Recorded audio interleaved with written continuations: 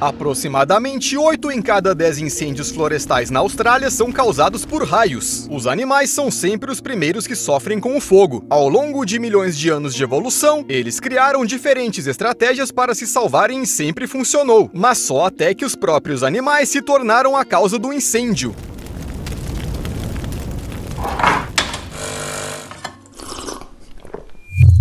Na década de 80, um bombeiro chamado Dick Oysen foi chamado para apagar um incêndio no Parque Nacional Kakadu. Ele eliminou o foco das chamas, mas logo viu um milhafre com um graveto em chamas nas patas. O pássaro voou por alguns metros, deixou cair o graveto e o fogo imediatamente se alastrou em um novo local. E não importa o quanto Dick o extinguisse, os focos surgiam de novo e de novo e de novo, como se tudo fosse de propósito. Mas isso soa como uma loucura completa. Por que algum animal incendiaria sua própria casa? Afinal, todos sabem que um incêndio é igual à morte. Além disso, onde um pássaro poderia conseguir fogo para aprender a usá-lo? Como esses bípedes fazem isso tão bem? Tá bom, os pássaros certamente não fazem fogo por conta própria. Quer dizer, até hoje, os humanos nunca viram nada do tipo. Por outro lado, eles fazem um excelente uso das chamas que já começaram a arder. Pelo menos 3 espécies australianas, o milhafre preto, o milhafre assobiador e o falcão marrom, são consideradas incendiárias em série, ou melhor, propagadoras de fogo. A fonte primária de fogo pode ser um incêndio florestal causado por um raio ou por qualquer outra coisa. É só esperar e as circunstâncias certamente incendiarão tudo ao redor. Então, basta agarrar um graveto em chamas com as patas ou pegá-lo com o bico e movê-lo para o lugar certo. Não ficaria surpreso se os pássaros tivessem aprendido a arrancar galhos de uma fogueira. O que vem depois? Lenha da lareira?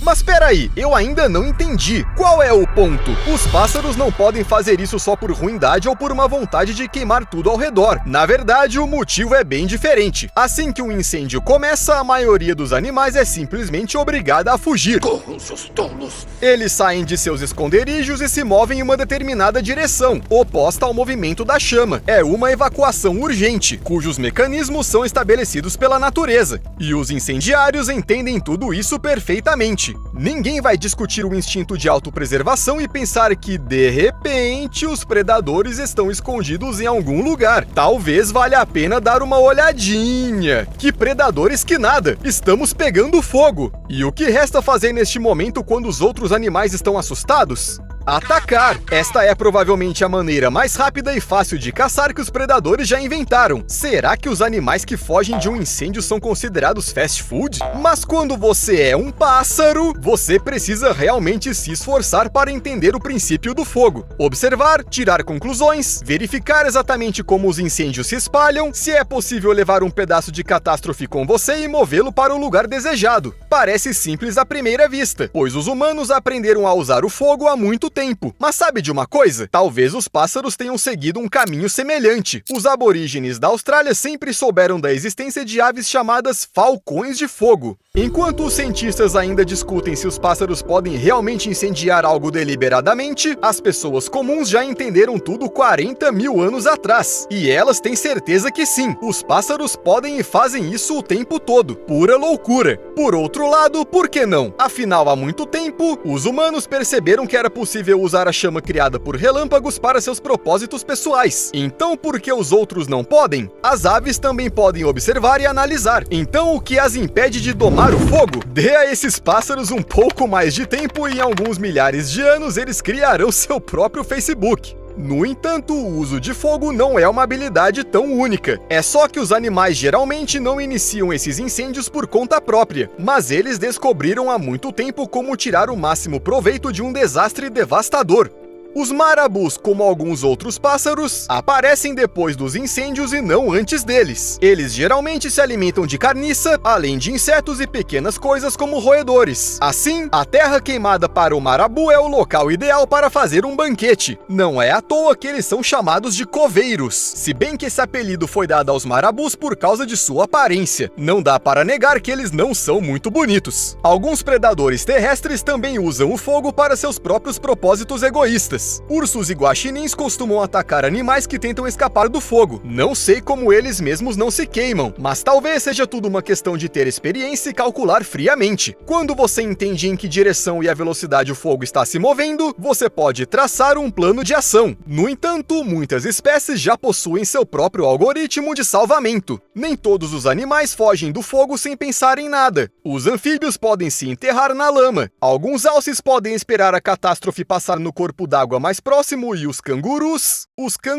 às vezes correm em direção a chamas. Segundo algumas pesquisas, os cangurus, assim como outros marsupiais, os ualabis, correm riscos ao cruzar um incêndio para poder ocupar os territórios já queimados. E dá para entender, como já não há nada queimando lá, significa que não há nada para queimar, então é seguro. Talvez se os animais aprendessem a apagar incêndios, seria muito mais fácil para todos nós. Mas isso ainda está muito longe de acontecer. Até agora, o máximo que a natureza tem a oferecer são pássaros incendiários e chimpanzés que entendem o fogo. Isso não quer dizer que eles falam com ele como Harry Potter faz com a lareira. Os chimpanzés mantêm o sangue frio diante do fogo, com uma capacidade quase humana de prever a propagação dos incêndios florestais. Ao ver uma chama, eles calmamente a evitam, sem estresse.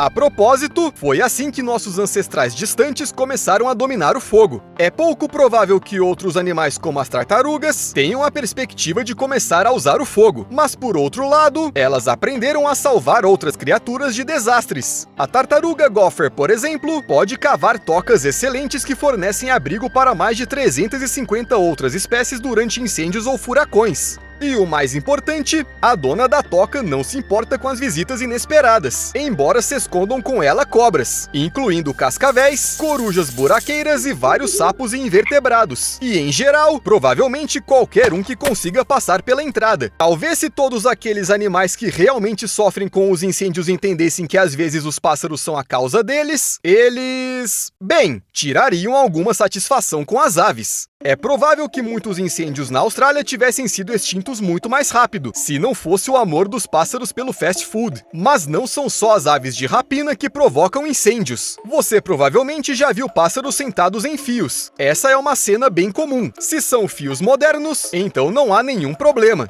Mas se as linhas de energia foram projetadas no início do século passado, o pássaro é capaz de provocar o surgimento de uma faísca acidental. Bem, naquela época eles não pensaram no impacto na vida selvagem. O pássaro pode simplesmente bater no fio, e então a faísca atinge suas penas, as penas pegam fogo e... sim, os pobrezinhos realmente não tiveram sorte.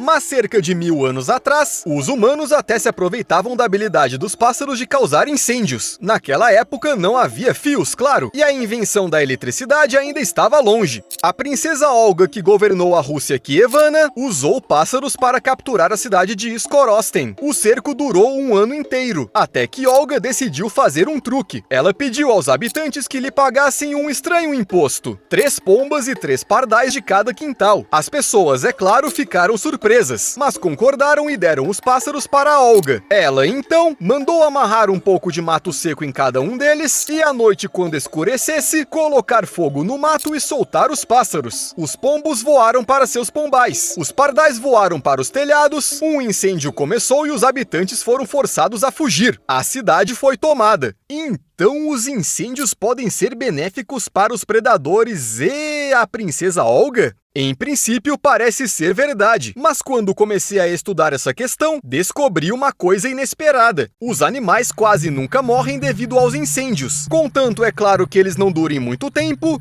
ocorram por causas naturais e não se estendam por territórios muito grandes. Os animais estão acostumados ao fato de que algo queima na terra de vez em quando e eles sabem como se comportar. Além disso, os incêndios têm até um efeito positivo na natureza. Pastagens queimadas, por exemplo, fornecem 20 vezes mais comida para os alces. Portanto, é pouco provável que os alces se oponham aos incêndios. Além disso, áreas selvagens como florestas e pradarias crescem e mudam naturalmente ao longo do tempo. O fogo é algo como um botão de reset que faz com que tudo volte às configurações de fábrica. Mas às vezes, até a melhor reinicialização do mundo pode sair do controle e acabar com uma tela azul da morte.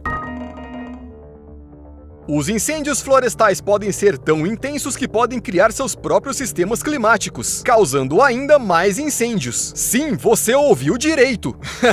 Incêndios que causam incêndios. A fumaça e o ar quente sobem e formam nuvens pirocúmulos. O ar trêmulo faz com que gotículas de água e cristais de gelo colidam, criando uma carga elétrica e transformando o sistema em um gigante cogumelo de tempestade.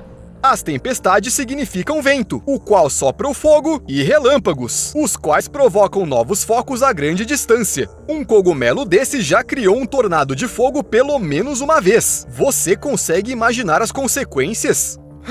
Bem, em geral, tudo é bom com moderação, especialmente o fogo. Até mais!